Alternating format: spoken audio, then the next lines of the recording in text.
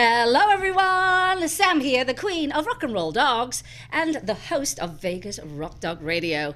And this week is Super Zoo week, so we've got some incredible people in town. So I've snagged some amazing guests, and my first guest today is Dr. Evan Antin, exotic animal veterinarian. Yeah, thanks for having me. That's like the best title. All right, yeah, I like it. It's way more sexy, but we'll get into that a little bit later. Yeah, It's a much sexier title. I think people are more interested when they hear exotic animal veterinarian. right. So how long have you been an exotic animal veterinarian? Just over 5 years. I graduated from vet school in 2013. Oh wow! So this is like the beginning of your career. Yeah. It's like the beginning, and now you've got this. You're becoming quite famous with this career of yours and your good looks, and we'll get to that later in a minute as well. So what was your first experience with an exotic animal? How old were you? Where were you? Oh gosh. I mean, in general, I've been into exotic for as long as I can remember. So I grew up in Kansas catching, turtles and snakes and insects in my backyard. I had a creek in my backyard, so I've been doing this forever. So this was like this instant love for exotics. An instant, inexplicable love for exotics and nature and wildlife. Yeah. And all of that. Yeah, that's just I've always been really passionate. Was that something you about always it. talked about then? Like, I'm going to be a veterinarian, or I'm going to work with these animals in I some knew way. I knew these animals would be a big part of my life. I didn't know for sure I'd be a veterinarian, but I knew they'd be a part of my life. And I confirmed I wanted to be a vet when I was 19 years old. So, and I was an undergrad, and I was realizing, I was thinking about human medicine for a second. Right. And I thought, you know what? I don't want to work on people. That sounds gnarly. I love animals. Yeah. I love medicine. As a vet, you can do so much more than as a human doctor. As a human doctor, you really have to specialize and just do one area. Where I get to do a little bit of everything. I get to do surgery. I get to do clinics. I get to work with animals hands-on. I get to do, really anything. Wow. Have you done any live surgeries on Facebook or anything like that? Never a live. No. Are you allowed to legally, or? I don't see why not, but I wouldn't want to do it. I've posted a lot of surgical videos, a lot. I have plenty on my YouTube page, and I've done a lot of surgical posts where I show little snippets of a surgery on my Instagram or something or Facebook. But I wouldn't want to do it live. I mean, that's pretty high stress already. Yes. And then, say something goes wrong, and, there's no reason that people need to see that live. No, exactly. Yeah. So you didn't just stay here. You decided, I'll go where there are far more exotic animals. So where did your travels take you? I've been to 6 out of 7 continents. I've been to over 30 countries. I've been to, Central and South America, Africa, Southeast, Asia, Australia. I've worked with animals and exotics and wildlife rescues in a lot of these places all over the world. Wow. What's your favorite country then that you've been to? I mean, I know it's hard when you travel so much. Is. Stay with me, and I've lived in different countries, right. and like every country has something Everywhere fabulous. has something different to offer and something special. I always love getting back to Southeast Asia because I think a big part of it's because I'm from North America. And so that's the other side of the world. It's so exotic, and the wildlife there is so different than what we have here. The people there are incredible in general. They're very, very sweet, different cultures and people and whatnot in the different countries there. And then I love the food there. I love the history. The jungles are gorgeous. It's such an education, isn't it, to travel? It is. Learn so the perspectives much. you gain are just everything. So talking of perspectives, with all the countries that you've visited, do you see a difference in how people love animals and take care of animals? Most definitely. Who would you say is really amazing when it comes to animals? I'm not trying to, talk us up, but I think the Western world and Western cultures loves their animals. I think I've seen for myself they have very strong human-animal bonds. They take very good care of their pets. They have a big heart and a big sensitive spot, soft spot for animals. Whereas you go to other cultures, and listen, I'm not trying to say these people are any better or any worse than us or vice versa. Right. But some of these other places, the way they treat animals and the way they interact with animals, it's very different, and it's very insensitive, and they don't have the same sympathy for these animals' emotions. The fact that they can be afraid or scared or stressed or whatnot. It's very different. I did some education with the University of Edinburgh on animal welfare, right on, cognitive behaviour, and I think it leads into that. Where if we applied those 5 freedoms of animal welfare worldwide, it would improve. I mean, it just would improve. It's by observation, it's by tracking it, it's through science. And unless you do that, you can't actually improve it. So, you know, whether it's agriculture, you know, and you're looking at, you know, how chickens are raised, you've got to observe, and the science is important in order to be able to change those things. I just think it's getting better, and it's never at a rate that we ever wanted to. Right, you know, I think we're all impatient, and we love animals. We just want them all to be treated the same. You know, so I'm sure it's quite difficult sometimes when you go to different countries. I lived in Korea, and so I did witness some really awful things. But that's changing from when I lived there many years ago. It is hard though sometimes to travel to those countries because you know what you're going to come across. It is really difficult. My sister, I think, was in Thailand, I think it was, or she was in India, and she just said, I'm just giving money and we're finding, you know, rescues and, you know, sanctuaries and how we can help. And we have tons of friends from here that actually go out to try and help with some of these, you know, sanctuaries and stuff for animals. That's cool. That's good. But it is hard. You know, I think working with animals is a wonderful side to it, but there's also a really hard and difficult side to it as well. And that can be a bit, you know, roller coastery. That's not even a word, by the way. It is. No, it is though. I mean, it can be absolutely emotional roller coaster. Just from day to day, from minute to minute. You can have a happy, you know, positive case, and then you can go in and see a really sad tragedy. We had a situation yesterday. I worked with a lot of rescues, and one beagle had been pulled from a backyard breeder and into a beagle rescue. So from my friend's rescue, and it was one of those hopeful situations where he's in bad shape. He's really in bad shape, but we're going to give him a better life no matter what. Well, he crashed yesterday and he passed away. I'm so sorry to hear And she that. felt so guilty, and she's phenomenal. She said, I still didn't feel I gave him the best day ever because he only spent a day with me before he was back in the hospital. And that's hard because, you know, everybody says, oh, you've done such a great job. Of course, but you never feel that way when you just want to do your very best. I mean, how do you cope when you've got situations where you do lose some of your patients, you know?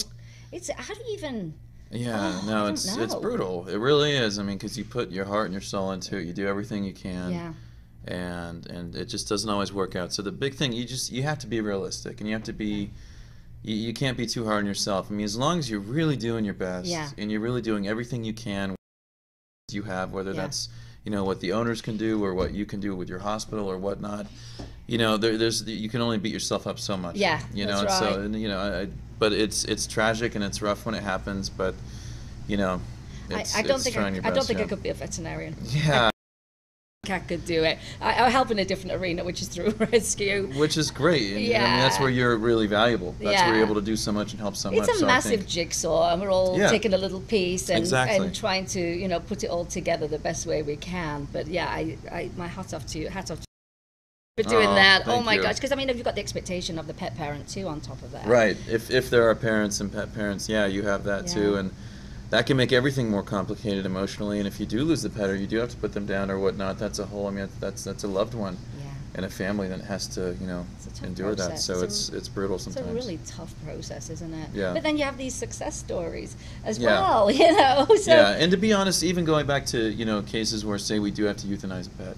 You know, almost every time I do that, I'm lucky where I practice. There's good reason behind it.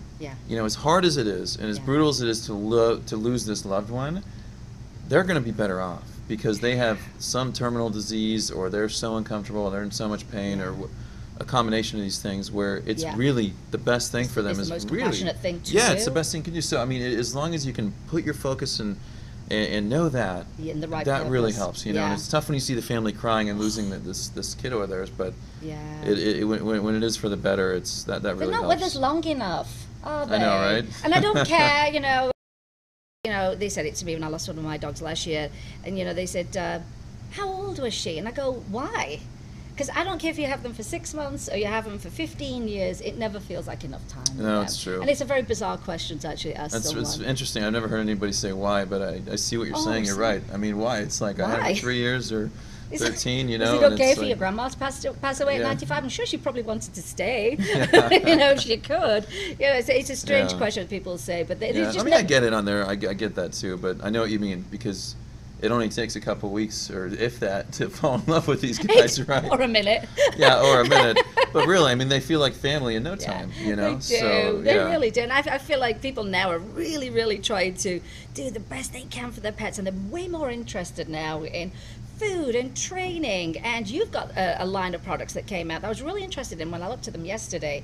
I like the Happy Pet, love the name. I mean, it's amazing. Simple. It's simple, happy. clean packaging. You know, I love a whole Euro feel. Everybody knows I love the whole Euro clean, fresh, modern look. But I was particularly interested in the line of all the sun care. Yeah. Now, with us living in Vegas, you would think everybody here must, you know, make sure their pets are protected, but it's not something I hear much about. No, I think it's just not discussed enough. No, I don't think in it the is. pet world. And, you know, I practice in Southern California near LA, and it's the same kind of thing there. These animals are outdoors and, you know, exposed to the sun a lot. I know. And it can be an issue, you know, that UVB overexposure, where we can get sunburns, and a lot of breeds are really prone to certain cancers. That's right, especially the hairless, Yeah, you know, the hairless and the short-haired dogs, Yeah. and with the thick fur, the short, you know, fur coats. It can be a real issue. So it's something I want to address moving forward. It's something I've always made an effort to do with my personal clients, and now I'm hoping I can do it on a bigger scale. Oh, and yeah. get more people Well, I educated think on that. people were really surprised by that. So a lot of the people that I was with yesterday, they said, "Oh, the sun care thing, never thought about it." Yeah, and I think that's a big part of it. Yeah. They just never thought about It's it. so We easy. live here, Yeah. on the surface of the sun. Yeah, Really? but you've got the three products. You've got the balm, you've got the spray, and the was it flea tick? Yeah, we've got this the balm that you're talking about, Yes. the sunscreen spray. Yes. And then we have a general anti-insect spray. Okay, so I still recommend, you know, you get your dogs on flea and tick preventatives. We're so lucky we don't have to do it here. Right, We're all right, so that's right. You were telling me that lucky. yesterday, yeah. We're so lucky. So that is nice. But here's the thing, I mean, you know, where I grew up in Kansas, and I lived in Colorado for 10 years for vet school and undergrad. Yes. And then even out in California, I mean, we see bee sting cases all the time. There's biting Yeah. flies. We have ants everywhere in the country, and ants are one of the most common causes of environmental allergies in dogs. I never knew that. Yeah, I didn't know that until vet school. That's so and, interesting. and the reason being, there's, you know, dogs are always sniffing and smelling on the ground, and they Yeah. smell those ants, and those ants, they have certain odors and things on them that dogs are allergic to. So No. anyways, this general insect spray will help just kind of repel all those things. Yes. Oh And my so if you have gosh. an active dog or spending any time outdoors, Yeah, if you're very outdoorsy. Yeah, I mean, a lot of people will go to Mount Charleston. It's less than an hour from here. But that's where your pine trees are. It's a whole different environment up there. But That's you right, do need yeah. to be protected up there, or going down to California, which lots of us do. Yeah. And when it comes to sun, what kind of medical issues and ailments are we looking at if you leave them in the sun? What are they at risk at by not protecting your pet's skin? I mean, let alone the skin issues, heat stroke is a huge, scary thing. Yeah. And it's a medical emergency. Yeah. And so that's from being in the sun and just simply overheating. Yes. And that's something that is very real where both of us live here in the southwest Yes. U.S. Yeah. In the country this time of year, I think there's possibility for that. But then, of course, yeah, I mean, they can get sunburned. I mean, their skin can get sunburned just like us. Yeah. And they can get UVB, you know, overexposure, and all that extra Right. radiation that can predispose them to certain cancers and masses like hemangiomas, and it can be a real issue, even melanomas. So you Scary. have to be careful. Yeah. It's really scary, and I think a lot of the time you think, oh, dogs don't get that, you know, but they do. They do get cancers, skin cancers, Right. and it is brutal out. I mean, it is. My dogs are just not leaving the house. Basically, is what's happening. No, that's the thing. I want your dog to have a good life and live the life of a dog, but there's just things we can do to help protect them That's and right. help keep this negative stuff from happening. Yeah. And I mean, and a big concern for us out here are, you know, the hot pavements. Yeah. It's like you've got to adopt the night shift when you live here when it's hot. You know, you've got to Really? go out late at night or Really? super early, but even super early is just too much at that point. I know. I mean, we got here at 9-something, and it's like 95 degrees It's out. not fun, is it? It's hot. not fun. There's but no it's really break. true. You really do, especially some of those brachycephalic breeds. And I see a lot of like Yeah, the bulldogs, short-nosed breeds. French bulldogs, pugs, and we saw a few Boston terriers at the expo Yeah. yesterday. And those guys are really prone to heat stroke. Yeah. I mean, those smush face, they already have issues breathing, and then you make them walk in that heat. You're asking for them to You get in really trouble. are, and it Yeah. happens quickly, doesn't it? Very Heat stroke quickly. happens really, really quickly. Happens quick, but it takes time for them to cool down.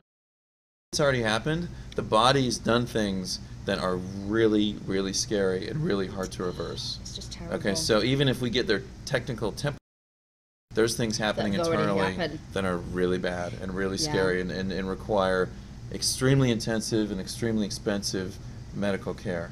If they make it. If they make it. I mean, it's just and it's not a very worth it. it's a very guarded prognosis. I mean, we run a campaign every year. Summer, it's called Take the Pledge. I will never leave my pet in a hot car. It's happening all the time. I always say, don't park next to me with a dog in the car. I mean, I don't know if it is in Vegas or Nevada, but in California, at least in LA, legally, if you see a dog, panting his little face off in a hot car, you can bust that window open. We can't bust our windows yet, okay. But we do have a cruelty unit now, which is fairly new, a couple of years old, which we've never had before. So that's part of Metro. Okay. And they did a great PSA the other day, and they basically said, we don't have this law, but if you're videoing, you've taken pictures, you've done everything you're supposed to do, you've gone in the stores to find the person. She said, and you have to do it. You have to do it. Yeah. You have to do it. It's an animal's life, right? It is an animal's life, and people still do it. I mean, the owner should be thankful if you do it. Well, exactly. I mean, honestly, it's like, yeah, it cost my window, but my dog's alive. I mean, I've even said, hey, if you're a friend of mine and I see you park next to me with your dog in the car, I'm smashing your window too, and out of love. And then we'll never be friends again. And I'll take your dog away from you. But it's happening a lot. I kind of hate this time of year. It rolls around. I'm like, we can go into a parking lot and I hear and I'm like, is that a dog in a car? And I get quite upset and I take action straight away. I don't mess around. I mean, out here, I don't care if your car's in shade or not. It is so hot here. It is impossible. There should never be a dog in a car here. Ever. We had a law amended last June. And it's a misdemeanor if you leave it in a hot car, but it is a felony if your dog is impacted by leaving it in the car as well. Animal cruelty, which is really serious. And basically it says don't leave your pet in the car. It's the same as kids in cars as well. Right. So it's really, really important. But I don't see any reason why anyone should have a dog in a car. I don't either. In this weather ever. I don't know where you're going. I can't think of any place. And if you're going to the vet, if you're going to a fabulous vet here, sorry folks, he does not live here. But if you are going to the vet, then you've got to pick your times. You've got to go super early, or if they take late appointments, that's what you need to do. Yeah, get your car running, get the AC going. Get that going first. It is rough. I mean, getting into those hot cars, again, those smush-faced dogs, brachycephalics, it's too much for them. It's too hot. It's completely avoidable. It is. It's completely avoidable. So as I said earlier, sexy is a word, exotic veterinarian, but you did win 2 awards, People Magazine's Sexiest Veterinarian. Yeah. How did that come about? Well, initially it was in 2014, so it was 3 times, believe it or not. Oh, was it 3? 3. And it was they approached me. They said, hey, we're doing this section of the magazine called Men at Work. And so we find all these different men in different professions, so that one was a cook and one was a teacher and a couple other professions, and we see you're a vet. We'd love to get you in here as the sexiest vet in the magazine. Great. And so they had me send them some pictures, and there it was. And then they did it again in 2016 and again last year in 2017. And it's been a lot of fun. I mean, working with that magazine and doing articles and everything with them has been a blast. Well, and they're big animal advocates too. That's right, because they have people pets. And here's the thing, the platform now it's created for you, it just helps you spread the word about what you do. Yeah, it's like we're talking right now everybody. about pets and hot cars, and you've got this massive platform now. And so it's exciting though, but how fun. Do you get embarrassed? Are you like, oh no? No, I mean, it's just fun. Like it's fun to me. And it's, I'm not, that's not what I'm going for that way. But if they want to do that and it gives me these opportunities that I have gotten, it's been a very positive thing for me. So I always love that when the platform gets bigger and you get to, Right. So before we wrap up, tell everybody how they can get hold of you, where you are on social media, and I'm sure you're going to get more followers after this interview. Yeah, no, thank you. So you guys can find me. It's on Instagram at Dr. Evan Anton. So that's Dr. Evan Anton. Facebook at Dr. Evan Anton as well. And those are my main pages. I also have a YouTube page, also called Dr. Evan Anton, where I post a lot of question and answer videos, travel videos, wildlife conservation videos, and of course surgery medical videos. So if you want to see some of that gory stuff and some of the neat surgeries I get to do, please go there. Well, thank you so much. It's been an absolute pleasure. I know you're so busy this week, but thank you so much for coming in, and good luck with your new line of pet care. I think it's wonderful. I appreciate it. Thanks, everybody.